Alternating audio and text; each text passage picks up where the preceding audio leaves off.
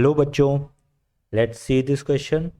So the question is, in the network shown, each resistance is equals to R. The equivalent resistance between adjacent corner A and D. So देखो आपको ये एक network यहाँ पे दिया हुआ है और आपको पॉइंट A और पॉइंट D के बीच में इक्विवेलेंट रेजिस्टेंस फाइंड आउट करना है, राइट। तो देखो की कॉन्सेप्ट जो हम यहाँ पे लगाने वाले हैं इस क्वेश्चन को सॉल्व करने के लिए वो क्या है।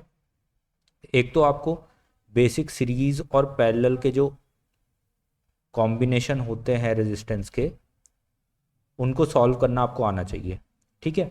और दूसरा हम यहाँ पे एक लगाने वाले हैं मिरर सिमेट्री। ओके, देखो इस तरह के जो सर्किट्स होते हैं उन्हें आप सिमेट्री लगा के बहुत इजीली सॉल्व कर सकते हो। तो चलो स्टार्ट करते हैं इस क्वेश्चन को सॉल्व करना। देखो यहाँ पे हमें पॉइंट ए और पॉइंट डी के बीच में इक्विवेलेंट रेजिस्टेंस चाहिए, तो हम ए और डी के बीच में एक मिरर प्लेस करते हैं जो कि इस तरीके से जाएगा, राइट। और इस मिरर के देखो दोनों साइड अगर आप देखोगे तो आपको बिल्कुल सेम रेजिस्टेंस दिखाई दे रहे हैं, बिल्कुल सेम नेटवर्क दिखाई दे रहा है। ऐसा लग रहा है कि ये दोनों एक दूसरे के फोटोकॉपी हैं, राइट। सो यानी कि इस एक्सिस के अबाउट इस नेटवर्क में सिमेट्री है जिसको हम मिरर सिमेट्री बोलते हैं। और मिरर सिमेट्री में क्या होता है, जो जो करंट आपकी लेफ्ट हैंड साइड की ब्रांचेस में होगा सेम टू सेम वही करंट आपकी राइट हैंड साइड की ब्रांचेस में होगा, सिर्फ अपोजिट डायरेक्शन में। सो लेट्स से ए से जो 3 ब्रांचेस निकल रही हैं, इस ब्रांच में करंट है आपका I1, इस ब्रांच में आपका करंट है I2 और इस ब्रांच में आपका करंट है कितना, I3। तो अगर आप नीचे वाले नेटवर्क में देखोगे तो यहाँ पे नीचे वाली ब्रांच में आपका करंट आ रहा होगा I3, बीच वाली ब्रांच में आपका करंट था I2 तो यहाँ पे आ रहा होगा I2 और यहाँ पे आ रहा होगा आपका I1, राइट। ये आपको मिरर सिमेट्री से पता चला है। अब देखो अगर आप इस बीच वाली ब्रांच को देखो जो R O और R पे आ रही है इस तरीके से घूमते हुए, ये वाली ब्रांच, राइट। तो यहाँ पे I2 आना शुरू हुआ था इस ब्रांच में और इधर भी I2 निकला, यानी कि बीच में ये जो आपका जंक्शन है इस जंक्शन में ये I2 करंट कहीं भी नहीं गया। और तो अगर आप इस जंक्शन को हटा के इसे पूरा कंबाइन कर दो तो ये आपका नेटवर्क अभी भी वैसा का वैसा ही रहेगा, right. Same to same case आप ऊपर वाले के साथ कर दो, ये भी नेटवर्क आपका अभी भी सेम टू सेम रहेगा। तो इस नेटवर्क को मैं देखो दोबारा से ड्रॉ करता हूँ, ये नेटवर्क आपका कैसा बन जाएगा, रिजल्टेंट नेटवर्क इस तरीके से। ये आपका कुछ नेटवर्क है, यहाँ पे पॉइंट ए था, अब हमने इसको ऐसे डिस्कनेक्ट कर दिया पॉइंट ओ से, राइट। क्योंकि हमने डिस्कनेक्ट क्यों किया है, हमने डिस्कनेक्ट इसलिए किया है क्योंकि उसके होने ना होने से कुछ फर्क ही नहीं पड़ रहा था, क्योंकि I2 करंट डायरेक्ट नीचे ही आ रहा था, राइट। इसलिए हमने उसको वहां से डिस्कनेक्ट ही कर दिया। इसी तरह से हम इसको डिस्कनेक्ट करके इधर भेज सकते हैं। सो अब यहाँ पे R रेजिस्टेंस है, यहाँ पे R है, ये R है, ये R है, ये आपका R, एक R इधर, एक R इधर और एक R इधर, ठीक है। अब ये आपका पॉइंट ए और ये पॉइंट डी। अब देखो ये नेटवर्क आपको थोड़ा इजी लग रहा होगा क्योंकि आप अगर इस वाले इन दोनों आर को देखो, ये दोनों एक दूसरे के साथ सीरीज में कनेक्टेड है। तो यहाँ पे जो आपका रिजल्टेंट हो जाएगा ये कितना हो जाएगा, 2R रेजिस्टेंस।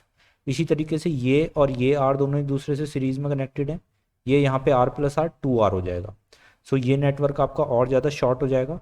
और अब ये नेटवर्क कैसा बन जाएगा, ये आपका R हो गया, ये आपका एक R हो गया, ठीक है।